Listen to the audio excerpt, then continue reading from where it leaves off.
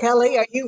Oh, yeah. Now you've started recording. Okay, just checking. Very good. So I've got the recording starting. So thank you very much for everyone joining here this morning on this day. And I want to special shout out to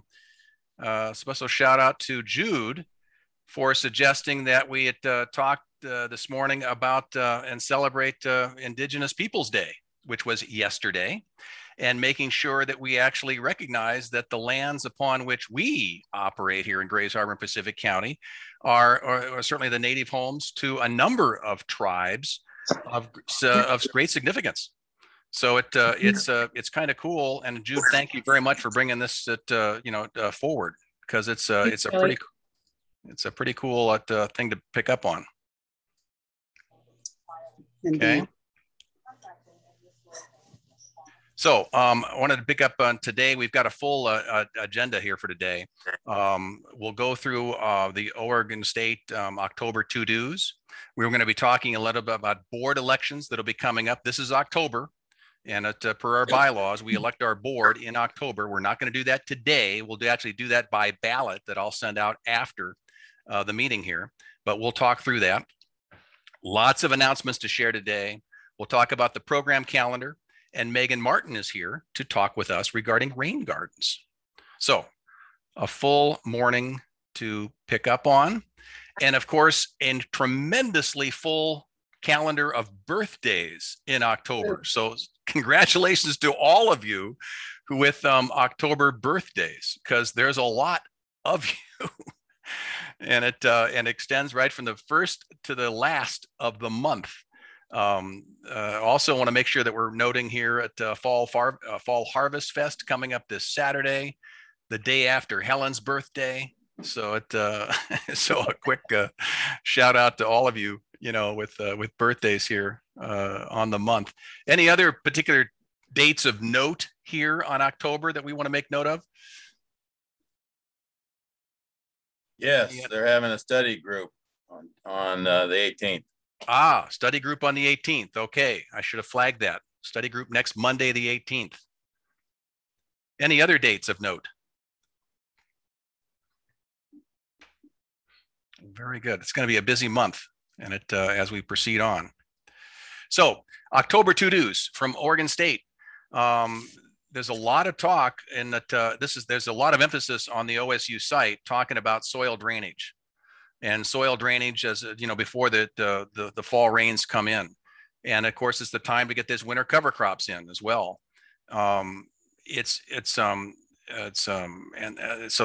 a lot going on, and it's interesting to reflect upon this. Is that even though we're not actively gardening for new produce, there's a lot that needs to get done now in order to prepare ourselves for the winter and for the rains coming on.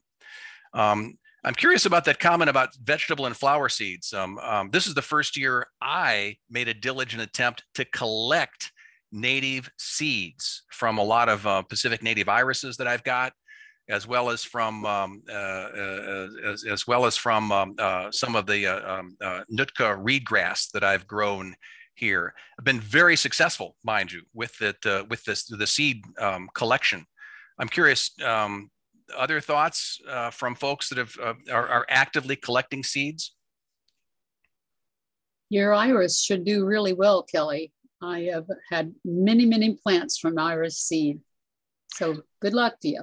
The seeds look very robust, incredibly. So it's you can really tell a native seed, right? It's ready to go. So I have a question. How long does it take to grow an adult iris from a seed, one of these irises? I mean, in a year, you'll have a plant that blooms? Not that blooms. Uh-huh.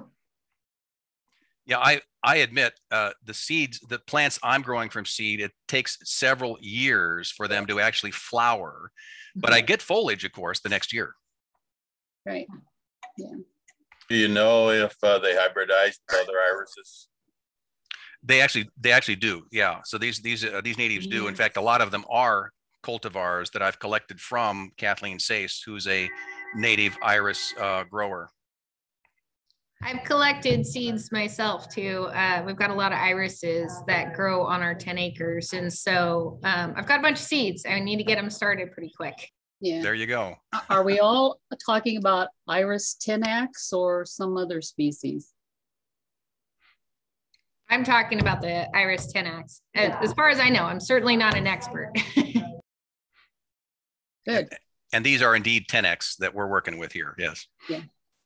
Anyway, it's the time to be thinking about that. So let's maximize the dry time we have available before the rains truly come, so that we can get after it.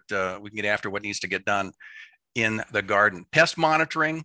There's a lot of discussion here in the OSU site regarding cleaning up of your orchard detritus, to make sure that that none of those diseased plants or leaves stay around over the winter. And I love how Oregon, of course, if moles and gophers are a problem, consider traps. And of course, WSU or Washington State, right, disallows such behaviors. So I'm making that a note. It's been illegal for 10 or 20 years. Indeed. But those organized, I mean, they're just those Oregonians. They're wild and crazy out there. A shout out, by the way, to that PDF, that Managing Diseases and Insects in Home Orchards. I've actually found that in some of the calls that I've had to deal with from extension request here, I've been able to reference that document. That document's been very helpful to people that I've referenced that to in terms of how to manage their small orchards. Okay, final comments, right? It's time to start thinking about equipment, cleaning, sharpening, and oiling tools. It's getting lime and other organic material into the garden soil as needed per soil test results. So it's very proper and very important to make sure that we don't. I can't tell you how many tools we have left out over the summer that look terrible and need to get reconditioned over the winter. So it's something we take seriously here. Okay. Other announcements and so forth. I've got a number of things I want to share relative to other announcements, but I wanted to open it up. Calendar, other announcements, perspectives? I'd like to talk about the conference a little bit. Please do, Karen. In fact, I have a slide up there coming up, but please share. Well, the great thing about this conference is that the classes that I wasn't able to take, either because I wasn't available for them or because there were 2 or 3 that I really wanted to take, but they all happened at the same time, I get to take them. I think this is a really terrific thing that happened this year with this year's conference. So I have 25 days left to take the other classes that I wasn't able to take. And I thought that it was just beautifully done. I want to echo your points, Karen, is that the state conference was an excellent opportunity to quite casually sit in our own homes and take advantage of the quality presenters. What the screen side you're showing right now is the link to go for the captured classes, for the taped classes of the state conference. So again, I want to celebrate that, Karen, your and your team's contributions to that state conference, because it truly was a great program. Can I ask a question about that? I attended the conference, and I'm so glad there's recordings, but can we share this link? It seems like it would work for anyone, or is that a no-no? I'm not going to make a judgment. Thank you. The link is here, and I'm not going to make a judgment as to whether you registered and paid your fees or not. I certainly want to celebrate the fact that these classes are here, and that there is indeed no password or other credential required. Thank you. Very good. Other announcements.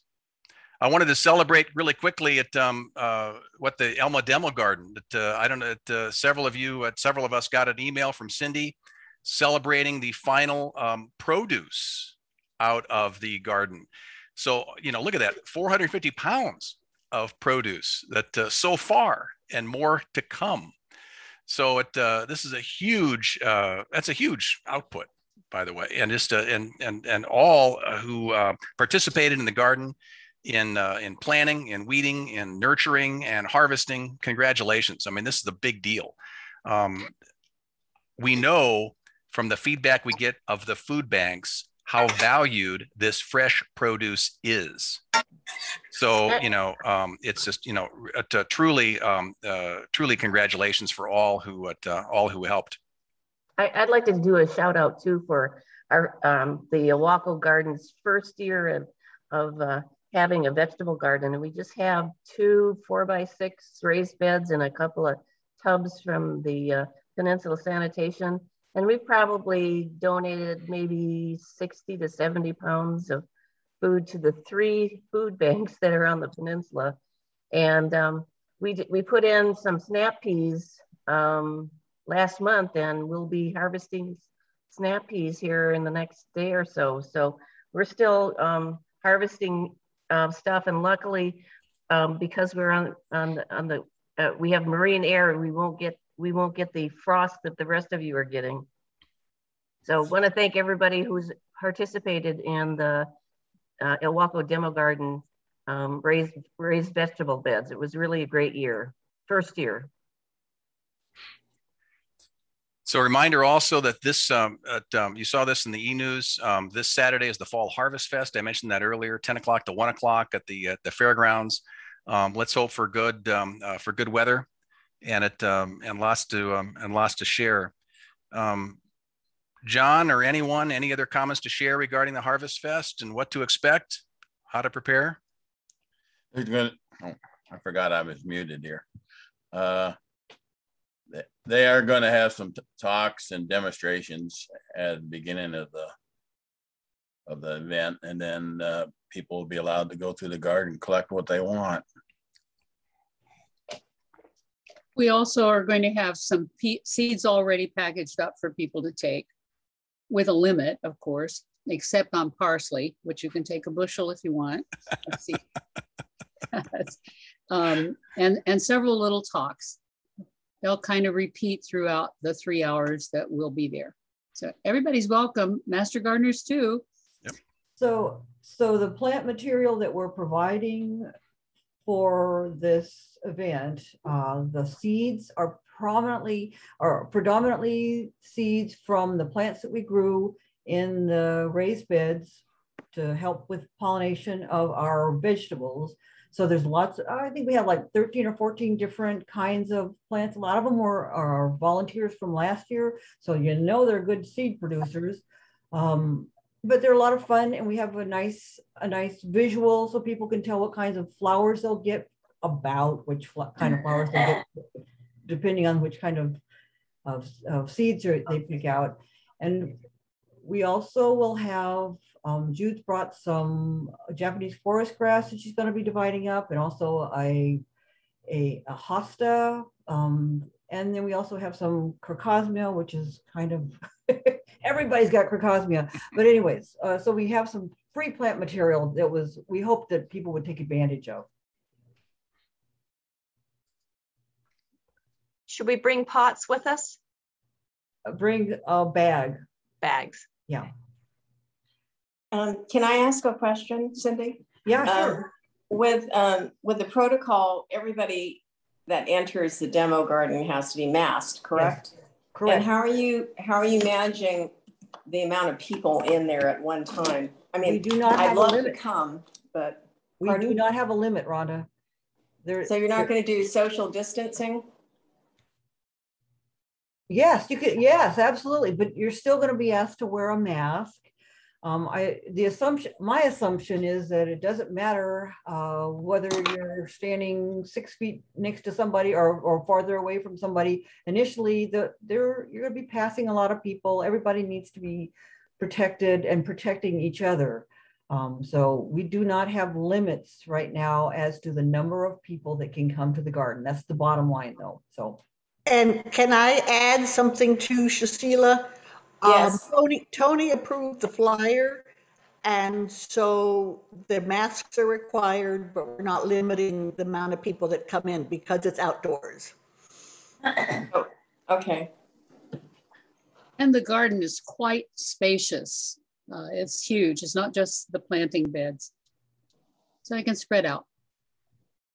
Okay. Don? So since I had a breakthrough event a couple of weeks ago and still am positive for Corona Delta virus, should I even go to this thing? No. We've already talked about this, John. No. Sorry. I was thinking of going and spreading the wealth. I'll bring you some parsley seed, John. John, it is great, by the way, that you are indeed getting healthy. So congratulations on pushing through, and thank you for staying home. Yeah, well, I had the shots, and this is going on the 19th month, but they did what they advertised for. I didn't need to go to the hospital or just stay home, and it treated it like a common cold. Yeah. There you go. You're still with us. Yeah, yep. John. It's good to see you. Unfortunately for you, yeah. Well, it's good to see you. We're glad, John. We're glad. Congratulations. Again, so thanks everyone for the preparation. So again, this Saturday, 10 to 1, October 16th, let's hope for some good weather. Okay. I also want to do a shout out to Craig Lawrence. Craig Lawrence is working on the new website, and Craig is a master gardener in Douglas County, Chelan. And he asked that we promote a photo contest that the Chelan County Master Gardeners are pushing on. And so there's the website. Is it there at their Master Gardener Foundation in Chelan County? I went ahead and voted for it. Great photos, by the way. And it's perhaps something we might want to consider doing ourselves. I just encourage you just for fun and to capture some of these great photos, to visit the site and to play on. Also wanted to make note of an event where actually that October is Washington's Urban and Community Forestry Month. Who knew, right? So this is something that I've gotten a little bit involved in with a homeowners association here in the peninsula that is having community strife regarding covenants regarding tree topping. And this led me actually to investigate what DNR and WSU say regarding urban forest stewardship. And I've discovered that WSU and WSU Extension have a tree stewardship certificate that you can pursue. 20 hours of continuing education for master gardeners on this, and it's a bit of a load. But I tell you, there's no excuse for not getting your continuing education credits in with this kind of a program. Have you done this, Kelly? No, I've not. I do intend to, but I intend to wait for next year when I to pick up the credits again for the next year. I see. Could you elaborate a little bit on what problem you're having with tree topping? So I've been asked to facilitate. I do a lot of facilitation, as you know, for both government programs and private companies. And I've been asked by this homeowners association to come in and facilitate a conflict amongst their homeowners because they have a covenant that no tree can be higher than 24 feet. And it's a flat out covenant. Now, the reason why is to preserve views to the ocean, right? However, they've taken it to a very spiteful extreme in which out of spite for each other, they'll just literally top the trees, at 24 feet. And that it's a pretty ugly, barren, and unhealthy landscape. Wow. So and it's being done with a lot of spite and a lot of ignorance in terms of tree health. So you can imagine, just the controversy that's stewing in there. Oh yeah, I can't imagine. So I want to add, because this is a program I know about, it made the news a few years ago when a judge actually made a community organization take this course after a big tree fight up on the Puget Sound. So it's a famous course. I have a very good friend that lives in Silverton, Oregon, where they put a high value on the oak trees. Yes. And they live in a fairly large community where you are not allowed to cut oak trees down regardless of their health safety conditions. I was there this last January, February when we had the ice storm, and the amount of the trees that came down or the branches that broke on them, and there are thousands of them, was astounding. And the damage to homes and the parks was extraordinary. They actually had fights within the community about pulling those dead, half dead, and damaged trees out. Citizens don't want them taken out. They would rather have them left remaining with one tall stalk and maybe one branch than to remove them, and they don't understand the danger of the rotted trees. This would be a good class then. I could forward on to maybe their what do you call the community centers where the individuals meet and discuss their homeowners association. Is this something that can be shared with them? Oh, absolutely. Of course. Okay. Yes. Yeah, of course. And so, and exactly to your point, Rhonda, is that what I've discovered in the facilitation I've done with this group already is that ignorance predominates. Yes. There just is no understanding at all of how plants grow, how vegetation can be managed. There's a life cycle. Yeah. Of fire danger that could result. And so there's this, you know, of erosion issues that could result, disease that could spread to other plants. So there's a you know, the first order of business that I am pursuing is education to this tribe, hoping that will, you know, take down the temperature. Yeah. Any rate, a shout out to this course, Tony. I wasn't aware that it's so famous, but it certainly is coming with high recommendations. I know, because it didn't have OSU on it, so you may not have noticed it. Harsh.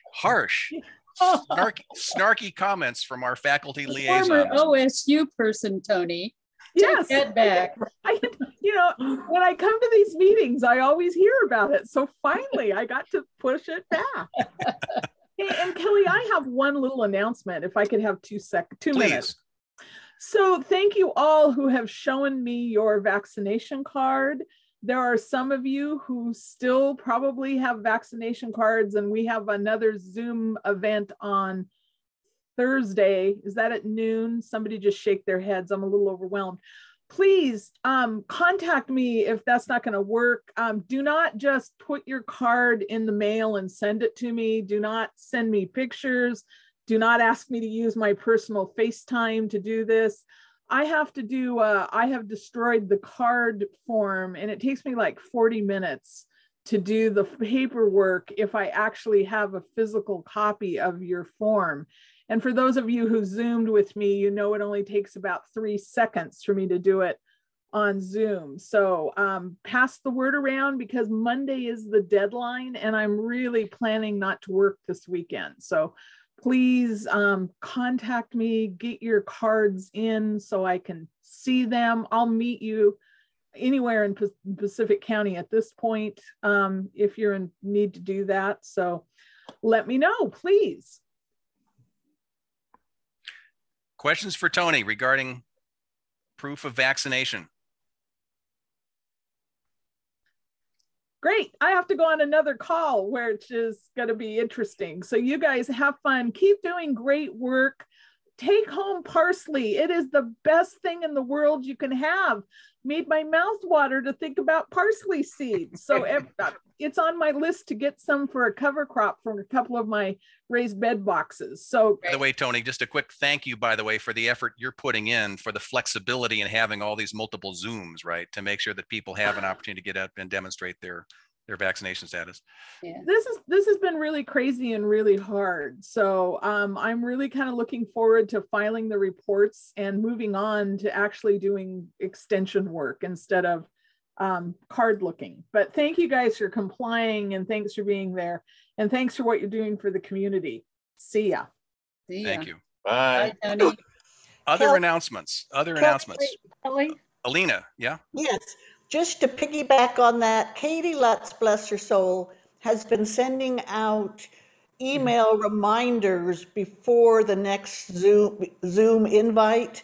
And I just got one from her, I think it was yesterday, saying, don't forget, here's the link, blah, blah, blah. So if you need the link, check your emails. You might want to check your junk folder, because a lot of those emails from Katie have been going into junk folders. I've got them that way, and so has other members. Wow. So again, it's a reminder to everybody, right? Make sure that John's email address and Katie's email address, and certainly Alina's, I would, that you would actually put those in your white list, your accepted users.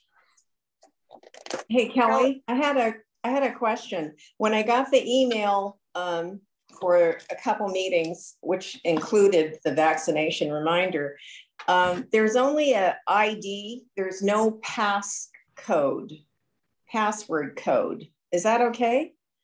Mm-hmm. It works. It works. Okay. That's what I thought, because when I even registered my next meeting, it didn't have a passcode on it. So, okay. Yeah. Hey, Kelly, I want to go back to the Saturday event. So while we're sitting here, I texted that off to a neighbor that I know. I took a picture and texted it off to the neighbor because I know she is interested in being a master gardener. She texted right back saying that she had recently been on the website and sees that she still cannot sign up for the course. What's my response back to her? Can't sign up for this event? No, the Master Gardeners training. Training is not ready for people to sign up for, Garnet. Okay. I'm sorry. Right. No, that's all right. I just want to make sure. That's what I thought. So we've had a little postponement with the application. Tony needs to revisit it and make her approval on it. She's caught up in a whole bunch of other duties at this point in time, and that can really wait. So we're not dependent on that. But I know it kind of flies in the face of what we've talked to people about on the outside of Master Gardeners. We've kind of shared that we would have this application ready by now, and it's not. So so we just kind of got to back up a little bit on that and wait for it to come. Garnet, is she on an interested list? Like we collected names at the garden tour. And she was at the garden tour and indicated then. I'll check with her. And I think she plans to be at the Saturday event. Yeah, we'll talk about it. And she has worked within federal and state bureaucracy all her working life. She'll understand, no problem. All right, good. What date does it start? The training? March 5. The training starts on March 5th. It's a Saturday. And the training will be on Saturdays. Yeah, they're always on Saturday. Okay. All right. And through which date, Cindy? March 5th. We backed it up a little bit so we can get a little closer to a growing season for all of the sessions. And it ends when? Sorry. 7/9. 7/9. Yeah, so it ends in June. The actual sessions end in June, but we have graduation scheduled for July. Okay, does that help? March through July 2022. Okay. And as Jude notes, so let's make sure any interested people, let's make sure we get those names and their contact information so that when the website's ready to go and the application form is ready to be received, we can get that out. So, and the way you can do that is just like what Garnet's talking about. You can send either Jude or I the contact information for that person. It sounds very much, Garnet, like your friend is already on our list, because we made Lori Biddle made a list of all the people that that said that they were interested from the garden tour. And it was a good long list. So I assume that she signed up at that point in time and said, yes, I'm interested. So she should be on that list. I'll check with her. I mean, I'll check with you or Lori. I was going to say, and don't forget that I'm also collecting a list of people that Dan. Well, you should be sharing that with us. Is sending me. Yes. Yeah. So Lena, share that with me, and I will put it on the master list. Okay. And then would you share your list with me then, Cindy? I think you've got the list. It was the list that Lori Biddle sent out. Okay, I will have to double check because I don't have that. Yeah, but I need a full list so that when we connect with people like on this particular topic, that we actually hit everybody that might be interested. Thanks. And one more thing, what's the price of it now, of taking the course?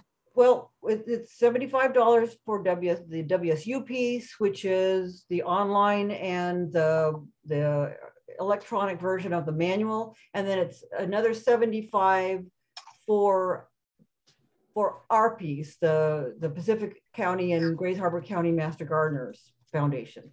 So okay, so it's and there are scholarships. Yeah, that's right. Thank you, Jude. Yeah, how do you? I have a little gal that would love to take the course, but I don't know if she can afford it. So just tell her to tell us that it's, that she would love to take the course, but she cannot, she cannot financially do it, or however nicely you can put that. And really, we do not have a number of scholarships in mind. We don't know how often we need to use them. Sometimes it's more, sometimes it's less, but Robin, we always try to fit everybody in that wants to come. Okay. So we'd like to have her. I would love it too. Okay. Very good. Thank you. Hey, Helen gives us a reminder that we're still looking for photos of Dolores Kavanaugh's garden. So all you folks that took pictures of Dolores' garden during the garden tour, let's get those rounded up, because we're all looking to collect those, because this is probably the last big hurrah for Dolores' garden there. Other announcements for today. When do you want me to talk about Give Pulse? Because I have I'm going to try and share my screen. Okay, I'm going to give it to you right now, Lena. You're on. Okay. Okay, share screen. Okay. Oh, shoot. I had it all set up. If you want me to come back to you later, I can do that. Well, yeah, you can do that, but go ahead and do that, and I'll see if I can find it again. Very good. Kelly? Yes? This is Carrie. I would just like to mention that we are looking for candidates for next year's garden tour. The area that we're looking for is, we've had one suggestion for a garden in Central Park. So we're kind of looking in the area, the greater area of Aberdeen and Hoquiam and Central Park and Cosmopolis, in that area, because it's been since 2016 since we had a garden tour in that area. So if anyone has any gardens that they've spotted that look like they could be a garden tour candidate, please email me, and we go through a process to kind of evaluate whether the gardens work or not. So you don't have to approach the owners. Just if you know of a garden that might be a good candidate, please email me. Thank you. So Terry, you don't even have to know who the gardens own, huh? You just drive by, and if you like how their garden looks, just ping you, and you'll. Exactly. Just send me an address. There you go. Okay, Kelly, I have it, but I don't know if it's show. Try it again, but I don't know if it's going to screen share right or not. Okay, I'm going to stop the share so that you can share. Go ahead.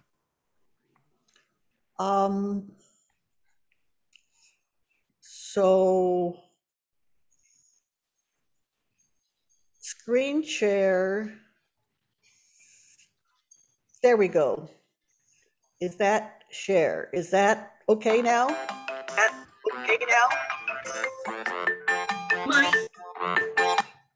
So I'm trying to make this bigger. I'm viewing Sharon Go Lightly's screen. Yeah, me too.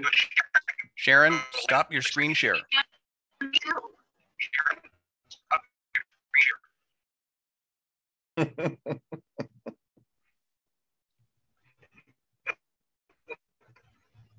So these Sharon, okay, now we go. Now Alina is coming up.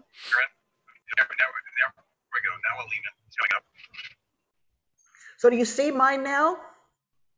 Yes. Okay. Yes. So what I'm noticing is as I am verifying impacts, which are hours, is that people, for various reasons, aren't getting it complete. So I want to just mention really quickly, to show you some screens. When you go to enter your impact, you go to where you see my face. This is my view, but you would see your own view. And you click right here where it says add impact. And then you see this screen. So it says, did you attend a listed event or volunteer opportunity? You click down there, and today what I'm going to do is it's program support. So I'm going to click on program support because this is our meeting. And then it comes up with this screen, okay? Now, some of you, I think, are seeing this, and you're not entering the complete information on your, when you enter your impact. If you don't see a start date and an ending date, click on that, on the date, and then you can enter in both the start date and the ending date. And I need that for our liability. Then you notice down here, there's no time. So you need to come over here and click on the time, and the start time and the end time will show up. And again, it doesn't help me to know that you put in 1 hour. I need to know what times it was. So I'm going to, the other thing, yeah, so I'm going to put here, let's just say 9 in the morning. You notice that PM? I have to change that to an AM. And then I'm going to say 9 to 10, let's say, or 10, yeah, 10. So I'm going to click down to the 10. Again, it says PM. You need to make, that's the default. You need to make that AM. Now it shows up with your hours. Now, just like up here, when you selected program support, unfortunately, we can't change this. You have to go down here and enter it again. If you enter something different, or if you don't enter it a second time, it won't show up. And then I always say, okay, I just put down here for my own information. This was a general foundation meeting, or I was at the Owako Garden, or whatever it happened to be, okay? Here are our program priorities, and we haven't really talked about those yet, but you will be learning more about them. WSU Extension wants to know what we are doing. So when we do plant clinic, they would like us to check the different areas where there were questions asked. Okay, we're not going to, none of this, we're going to be trained how to do this in January. So this is not your contact or your gender, it's for the people that you work with. But you can no longer assume that they are white male. They will have to tell you. Wow. Then you go down to the end and you say add impact.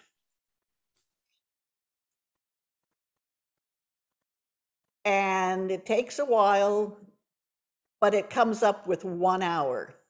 Now, an easy way to add multiple impacts is to go down here to it says impact given to, and this is highlighted, Click on that, and they'll take you right back to add impact.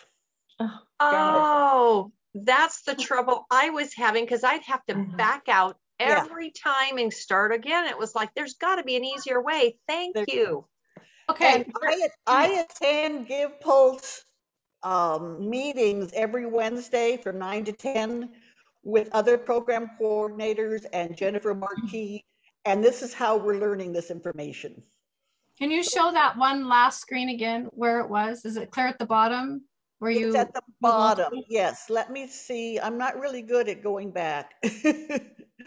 Let me see if I can do that. Okay. This is where your impact shows. You did 1 hour on October 12th. Come right down to where it says impact given to. We can't see it. It's not doing. Okay. All right. Do you see it now? Yeah. No. I can. Oh, can you? Okay. You see it now? Elena, what is this little box up here? It says it's so empty up here. Right underneath you. It says piss. You know it's what? So if you want to leave feedback, you can. Some people say, you know, I attended this class on Firewise landscaping and I really liked it. You Just know, feedback. Okay, so what do you click on to go back then? What are you clicking on? I'm seeing the picture. Do you see this logo and it says WSU Grays Harbor and Pacific County Master Gardener Program? Okay. All right. That's what you click and it takes you back to the next one. Wow. Okay. Thank you.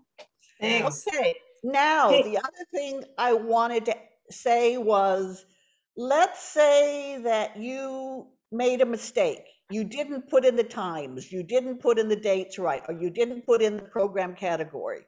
What you can do, see, how can I move these off so I can see this better? Okay, here we go.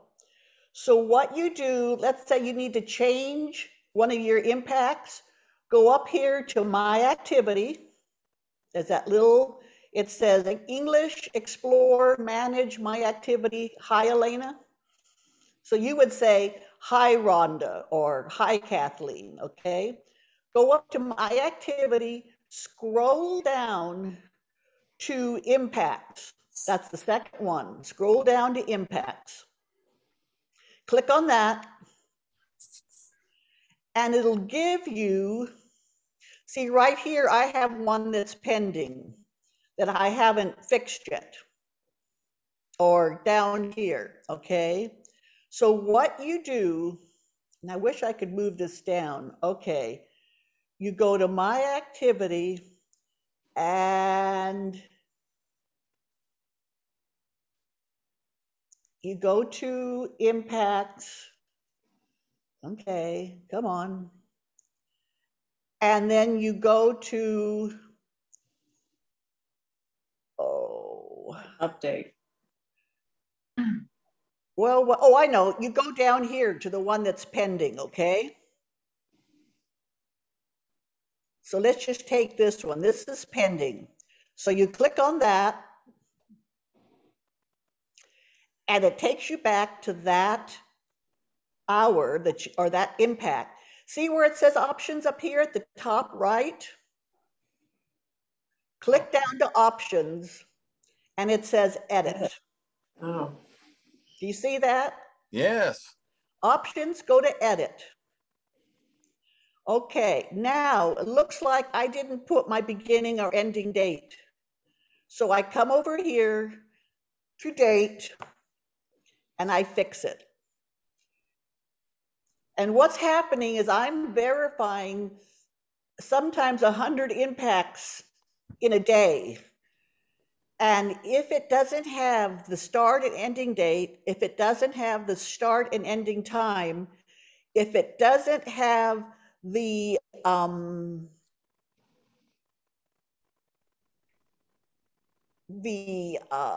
where it says where did you make your impact, or if it's what you didn't say, program support, any of those things, and you can recalculate your hours right here. You see that? They're PM to PM. Recalculate your hours, and it'll recalculate it down here if it was different. I entered just a strange one. I mixed it up, and it was 12 hours in one day, just to see. And I had to change it, and then I clicked recalculate hours, and it put it back to the correct amount. Then you go down to the bottom, and it says update impact. So there are some of you, bless your hearts, have entered lots of hours, but you left one thing or another out. So that's how you fix it. Right. So Elena? Yes? I entered all these yesterday, and I didn't even see where you had to put times in there. I just put the hours. So I have to go back to each one and update it. Right, because you didn't, for some reason, this got turned off. Oh. What if we're just stubborn and we don't go back and change anything? I'm sorry. I love doing the work, and I know you worked so hard at putting this together and educating us and keeping us on task. But man, as a volunteer, this is, yeah. You know what? Let's talk, okay? I don't want to make more work for you at all. I don't want to make more work for you either. But I would say let's email or let's get on the phone and talk, because I know we're required. I know we have to do it. Let's see if maybe we can work together on this, okay? I don't want to say that I'll go back and fix all of your entries. Oh God, but there are other ways that we can do that, okay? So let's talk, and we'll see if we can't work together on this, okay? But the point is, if we don't fix it, it doesn't count, I'm assuming. If we don't fix it, it does count, but you're not going to have the amount of information that you need when you want to check on the print when it says summary. If you want to check on the summary to see where you've done your hours and how many you've done, the information that you don't add won't be available. Yeah. What if I don't care? I mean, does everybody, I'm sorry, I'm not trying to be a smart ass. I just wonder, does everybody really care? I just want to volunteer, and it's so hard to remember to do this. And I know I need to be better about it. I'm being honest. It's another thing to do that you go, really? Yes, I'll shut up. And I'm one of those people that I have not entered my hours diligently. I've never had that problem before, but I'm just swamped right now with everything else that's going on with WSU Extension. So I spent an hour last night entering my hours for July. Like I said, let's talk, and we'll reach an agreement, and then I'll know what to do, okay? But I don't want to spend time going over it right now. So Elena, as one who hadn't entered their time since July and did it only because I had a minor operation and couldn't get up, and so I sat with my leg up, it honestly took me all day, literally all day, to get caught up. Now I'm hoping that I will get better at it, and I really don't recommend waiting that long because it makes it even worse. But I want it going forward, powers that be, that this is a stumbling block. Okay. That this system does not work for the consumer. It works for the data person, but not the consumer. And so I just want that. I'm sure you are sending it forward, but I just want to keep saying that so that you know that you've got people saying that. And just to move the topic along, because I want to keep the time moving on here, is that these issues with impact are indeed known, and through Alina and Tony and others at WSU Extension, these complaints and concerns are being registered forward. So in the interim, folks, you know, we just you know, this is what it is. Sharon, go lightly. You had a question. I just have a comment. and I don't want to elongate this discussion, but I find that it's difficult to ask people about their ethnicity or racial category, and if they can make suggestions on how to get to that information quickly with the people that we interact with, that'd be helpful. It'll help you, Sharon, because we're going to do the training in January. Okay. Very good. And then you will know how to do that. I have one question before we go off. So what is the first date? What is the first month we started using this new program? Because I haven't entered any yet, and I need to go back and enter, but I can't remember what date, what month we started. We started in January 1st, but in this program?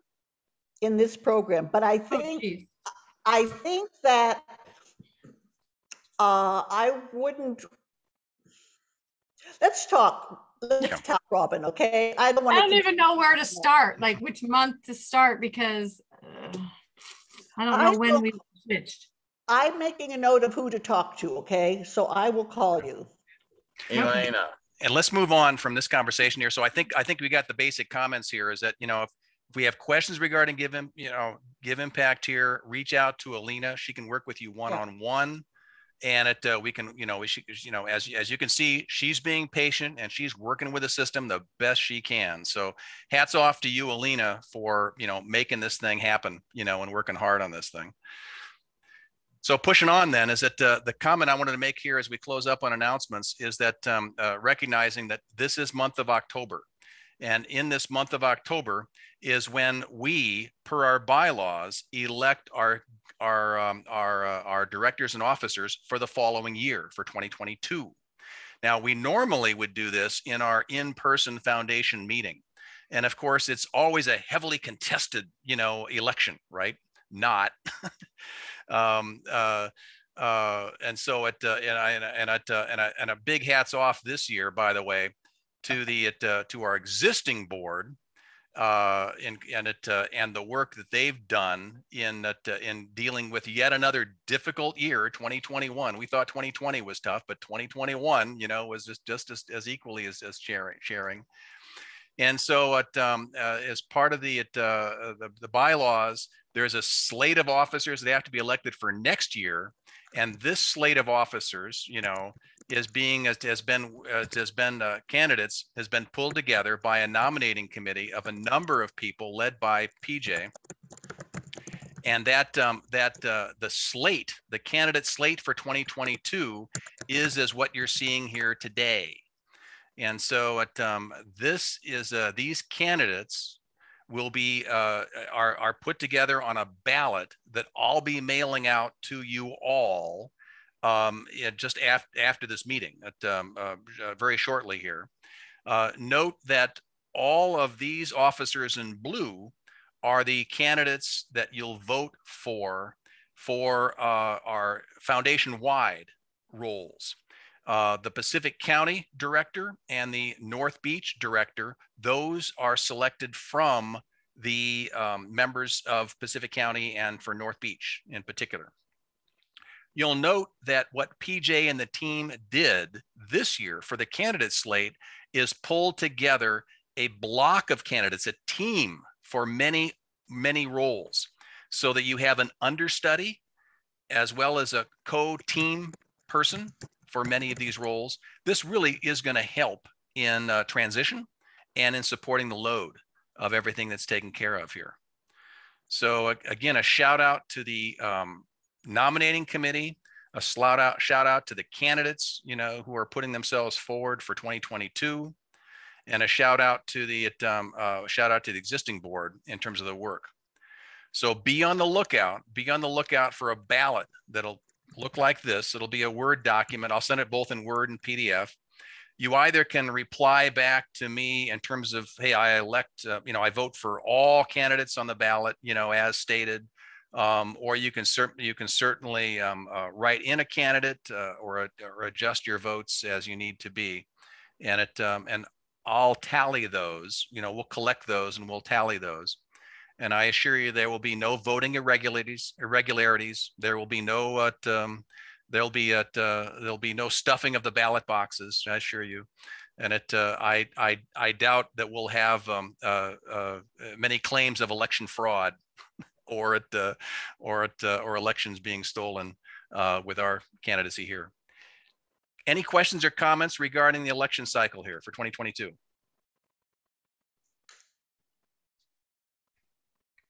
Very good. So a reminder then that we've got our team coming up in here, and I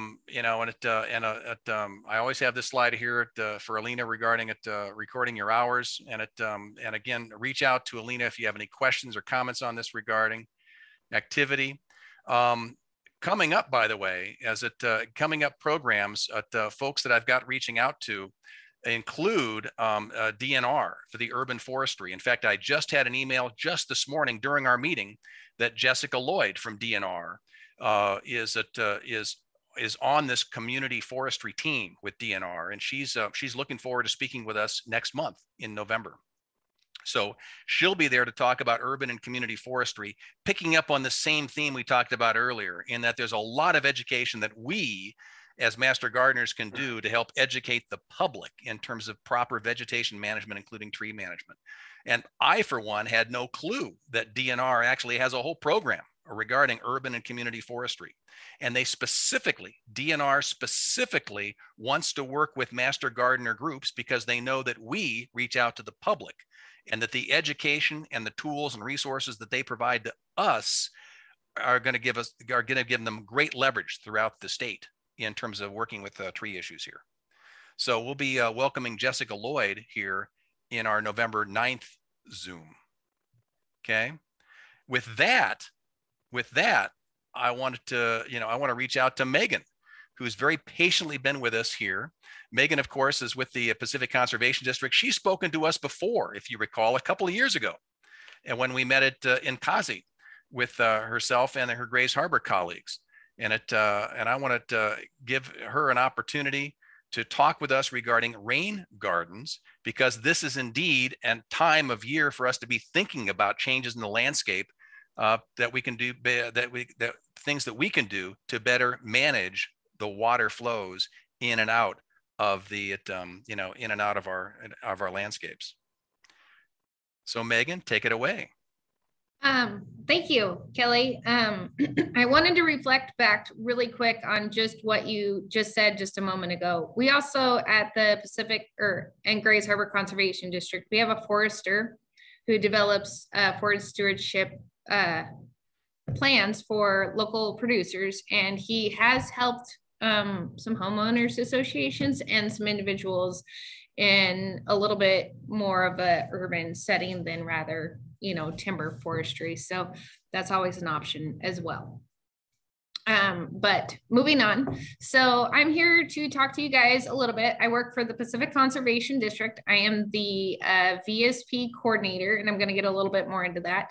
I have an agriculture background. I am an OSU graduate online. And let's see here, what else? Local to the Menlo area. My family is, goes back many generations in this area. So continuing forward with at the Conservation District, I am the facilitator for the Voluntary Stewardship Program, which provides an alternative approach for counties to address our state's Growth Management Act requirements. This program uses a watershed-based, incentive-based process to protect critical areas, promote viable agriculture, and encourage cooperation among diverse stakeholders. I listed the 5 critical areas the plan must protect, these being the wetlands, frequently flooded areas, critical aquifer recharge areas, geologically hazardous areas, and fish and wildlife habitat conservation areas. Next slide. I got to keep minimizing you guys so I can see the whole screen. So what I do is I work with our agriculture producers to develop individual stewardship plans for local working lands. The individual stewardship plan, which we just refer to as an ISB, is designed to achieve several purposes simultaneously, including registering ag producers as participants in the VSP. It helps us gain a understanding of the baseline of the conservation practices that are implemented by ag producers. It helps us identify and track threats to and progress toward ag viability. That was a very important aspect of the VSP program, was to protect agriculture viability. We also identify additional factors that the producers may be interested in, and things that might apply to this farm, or if there's funds available. We also look for opportunities for continuing conversations and exchange information between the farmer and us. Sometimes we refer them to other entities for resources, and it's a lot of communication and engagement. So I threw up a couple pictures here. The one in the upper left-hand corner was the stream bank project. This wasn't necessarily with the VSP. This is with the Conservation District. I'm just doing a quick overview, and then we'll get a little bit more into the rain gardens. So this one up here was a stream bank restoration, where we put large woody debris alongside the streams. That stream bank has now been planted, and it's been several years. So hopefully we'll get a good riparian area coming in pretty quickly. The one below that is, you'll see the fence and the trees, and those trees were planted as part of the Conservation Reserve Enhancement Program. So what you can't see is that there's a stream on the other side of those trees. So this was a riparian restoration project. The one up in the upper right-hand corner is one that I just recently worked on finishing out. What you can kind of see in the water is a fish screen for an irrigation water intake. We replaced we did 11 of these, where we replaced what the farmers already had, what they were using for their water intakes. And these screens are really cool because they are Fish and Wildlife compliant per their guidelines. And then it's also a really useful tool because there's a thing that kicks water back down, and it sprays on the inside of this screen. So it keeps it cleaned off, because a lot of times these producers have to go down maybe every other day or every day and clean these off because they get clogged off. So it was this project was kind of nice because it was a double positive. We were protecting fish, the salmonids, and then we're also helping the farmers produce or save time. Another one on the bottom we did here, this is a manure storage structure. This particular project, only the middle 3 of these bays were for manure storage. And then in a good situation, a lot of times with producers, they're like, if we're building this, can we add on more to this structure for more storage for something else? And so we just have to work with them and say, okay, we cover, this part of this cost, and then everything else is outside of you, but we can help you design it, work through those things. This is another kind of a really cool picture. This was a riparian restoration, and this picture is already 2, 3, maybe 4 years old. You can see all these little baby trees. This was planted in 2009, I believe. And all these trees hopefully will be getting tall and really helping to shade the water in the next few years. So things I can talk to you specifically about is more along the lines of things I thought you might be interested in. Let's see here, the rain gardens, because I'm really kind of taking an interest. When we do riparian restorations, we have to plant native. We work with the producers on what they want to do, but I think for outside of people who have a lot of land, there's a whole lot of potential to engage with our local producers or landowners to protect native ecosystems. And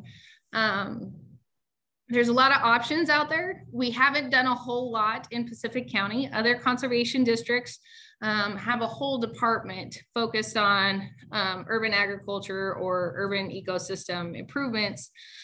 We would like to dive into that, but we haven't really gotten there. But this is my opportunity to talk with you guys, and you may be more knowledgeable than I am in a lot of these aspects. Some things that I've been thinking about is like really paying attention to planting native that can really benefit our native wildlife and our ecosystem, specifically probably tied to native pollinator habitats. So we're thinking about things like maybe even bioswales and rain gardens, which really help filter stormwater runoff and helps it get to the groundwater rather than just running to eventually a stream. It gives us that opportunity to get that water where it should be. These are actually links here. So this rain garden handbook, can you see this screen now? Did it click right over? Okay. It's actually through WSU. So I don't know how much you guys have actually seen this.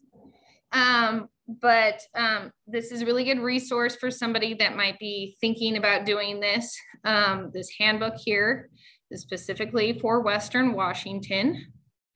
It's a nice little PDF thing. We have some printed off here at the Conservation District.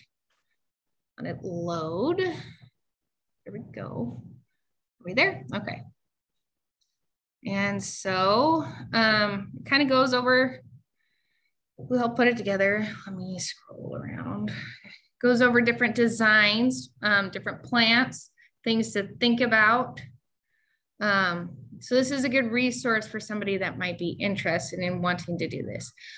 We also have, as part of our staff, we have an engineer that can help us recognize, help us design one of these. So on this slide, where it's talking about number 10, where the rain garden might be, he can help recognize, look at how much roof runoff you would get from a house or some sort of structure, and then help design like what one might look like. And then we can help you guide you towards what kind of plants you should be planting, what kind of things you might need to think about. These are some resources that we have for you. And again, anybody can get online and do this, testing your soil. I'm not going to spend a lot of time, but these links are available. There's things out there for you. And then one thing you may know more than I do is the struggle with trying to find native plants. I did a little bit of looking online. I found this native food nursery. I have not been to any of these actual nurseries, so you may have more resources, more knowledge in this area. This one seemed kind of nice, and they actually had some resources for doing landscape design.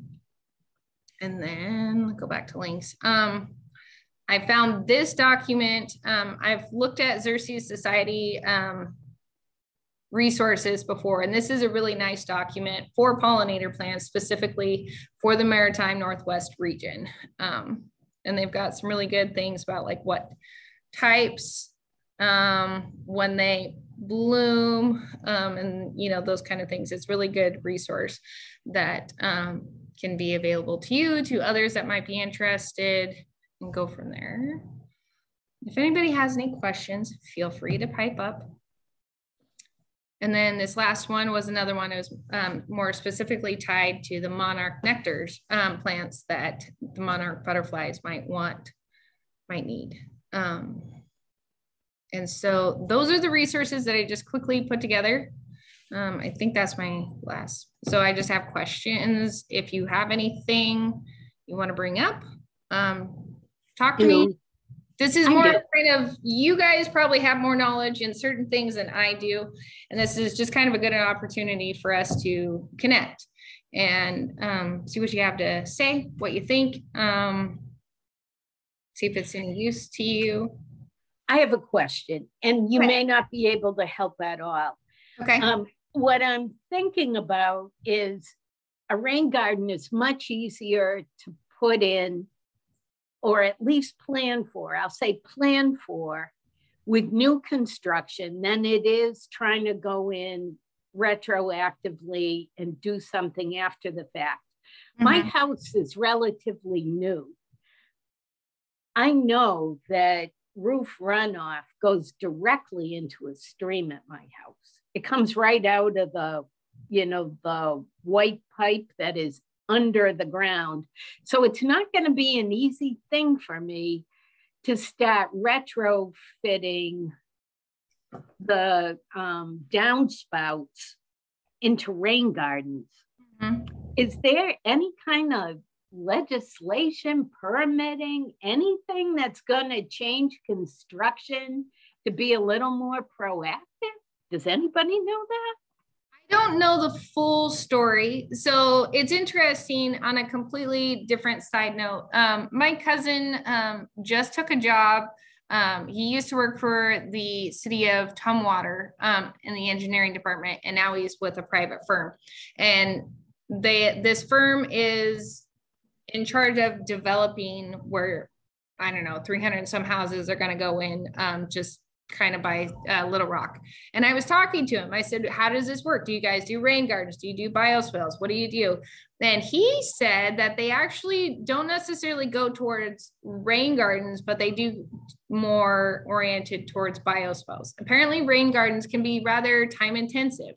And he says a lot of people just don't maintain them. So they like the bioswales, which isn't necessarily like I think it's more self-caring plants, and it's really more about the soil, slowing down the water so that it has time to filter down before it gets to a stream. It's not 100% effective. And he was like, if somebody is really interested, that's something that they can do.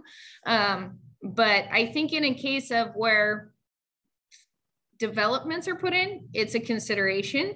It's something that they think about. But where there's already, a whole, like a neighborhood, there's already a neighborhood established, and somebody buys a lot and decides to build a house. If you took it upon yourself to plan for that, that's one thing. But I don't think, especially in rural areas, that it's a requirement, and it's not even necessarily something that's a high priority for many people to bring up. It's something that we think is important, absolutely, but there's not requirements regarding that.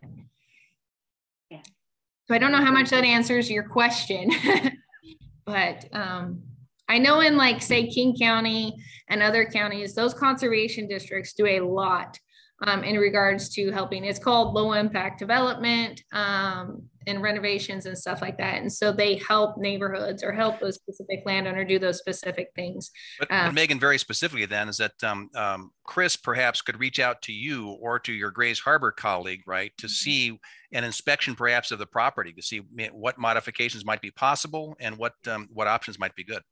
Absolutely. Our engineer and I, usually what happens is like, one of us, say myself or Courtney, or there's somebody out of our Grays Harbor office. They are kind of the person that handles this. And even if we don't provide technical or financial assistance, technical assistance is something we can do. So then the engineer and I, for example, would come out and you say, this is kind of what I'm thinking about. And it's a really good time for us, because Gavin, the engineer, he has the technical expertise, but everything is done with your goals in mind. We don't, force anything on anybody. We say, you may need to consider this because this aspect is going on. And so then we can help provide specifications about how to move forward for you. So that's a key takeaway I want to make sure everyone captures from today, is that Megan in Pacific County and her colleagues up in Grays Harbor are resources that we can leverage for our own projects and for the public works that we engage with. So we don't have to be talking about acres and acres of farmland here. We can be talking about urban environments and all the issues that we care about relative to water and soil and ecosystem health. Those are primary issues. That's what Megan's job is all about.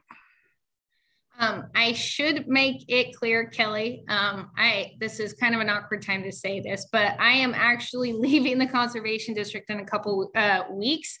We will have other people that do take on my role. And so even though I won't be here, Conservation District will still be here. There you go. And best wishes to you in your new venture. Yes. But more importantly, that recognizes that this is an institution that does last. It's, it's bigger than just any one individual. Yeah, conservation districts have been around. They're a result of the Dust Bowl and trying to work with landowners to address natural resource concerns. And we've evolved over time, and each conservation district is very different from everybody else. We kind of really have to pay attention to what the needs are in our specific area and what resources are available. What we do here in Pacific County is very different than, say, over in Pullman. And so we pay attention to what's going on specifically in our area. Very good. Other questions, comments for Megan?